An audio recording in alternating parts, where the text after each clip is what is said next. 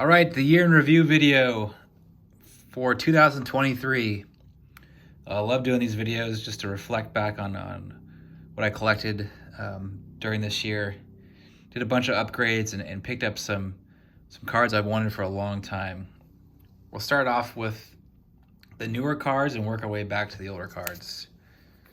Starting with this guy, the 1997 Finest Embossed die cut refractor Barry Larkin. Love this insert. One of my favorite inserts. I've had this card raw and graded, but there were some issues with it with those two cards, and I picked this one up that was already graded in a PSA 9. Look at the shine on that thing. The other raw card I had some scuffing here, and another one that had some greening here on the player. The embossed player tends to green, but this one has no greening and looks nice. Let's see. Now we're kind of going backwards into 1948 with this 1948 Bowman Stan Musial rookie card and a PSA 5. Paid quite the premium for this PSA 5. Got it from, I think it was REA Auction House. Probably paid what a 6 or even 7 goes for, but just love the eye appeal of this card. Well centered and nice background, or nice dark printing color. No snowing. Clean back. And then we go into 1924 with another black and white card. This is the 1924 Willard's Chocolates Helen Wills. If you don't know who Helen Wills is, she was basically the one of the first big international superstars, female superstars in terms of sports stars. She was like the Serena Williams back in the day, and this is her rookie card. Very tough card to find. It's a Canadian issue card. It's a blank back, and this is the second highest card graded. I think there's like a 6. I've seen that card, but it's pretty off-centered. So this one looks great. And yeah, I want to eventually put together a display case of all my cards, and I want a little section for female sports cards, because I think female sports players get overlooked. It'd be nice to have a diverse collection.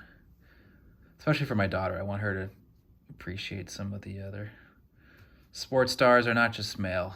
And then we're going on to, this is 1912, I believe. No, 1912. It's the T213 coupon Type 2 of Mike Mitchell. Now, the reason I got it is because I had the Type 1 as well. The Type 1 is very, very tough to find. Now you can clearly see the difference between the two. Type 1 has the black border. The Type 2 has the blue font, and sometimes the team change. This has him on the Pittsburgh team, and this one he's still on Cincinnati in 1910. And then Type 2 also has a glossy finish to it.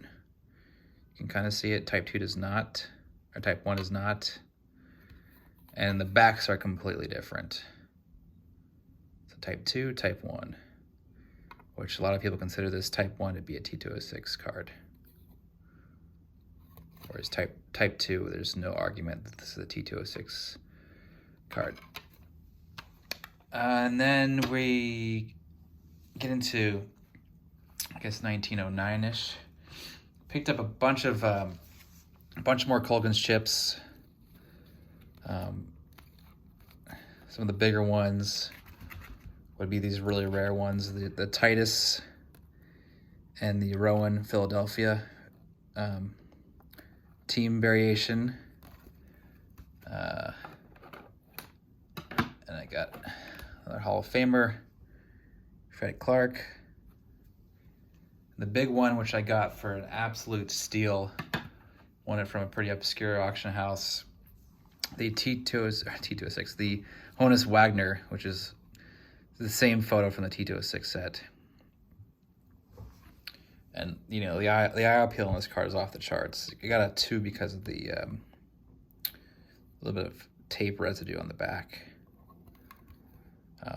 But I think this also sold for much cheaper than it normally goes for, because it was on a auction house no one really looks at, and it was this chip was basically coming out of the SGC case, but you can bump it back into place. So I think people were kind of thrown off by that photo. And then finally, card I've wanted for a long time. I've always wanted to get a T206 Ty Cobb. I've been collecting T206 cards for over 10 years, on and off. Of course, this is a big one. It's the Ty Cobb Bat on Shoulder at 3.5. I originally won this in a Beckett 3.5, and I crossed it over, and it crossed over to a 3.5 SGC.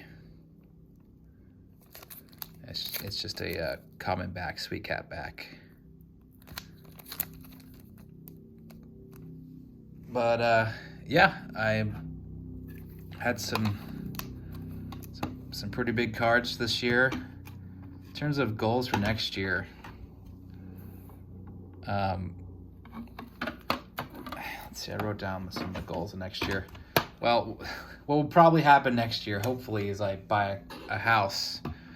My wife and I are strongly thinking about moving out of New York City and buying a home somewhere, possibly Chicago. So that will cut into the card budget for sure. We also need to buy a car or 2 cars. We don't have a car in New York right now. We don't really need a car in New York. But yeah, depending on how things go, I would love to pick up a big T206 pitcher, like Cy Young, Walter Johnson, or Chrissy Mathewson. One of the portrait variations. I have my eye on a 1961 Fleer Wilt Chamberlain or Oscar Robertson and a PSA 6. I have been looking for a nice example of those 2 cards for years, and prices have come down on the 61 Fleer basketball sets. But I would love to pick up a vintage basketball card. And if 1957 Topps Bill Russell card pops up in a nice eye appeal, I might go after that as well. And then, you know, I'm getting pretty close to finishing my 500 home run, 3,000 hit set.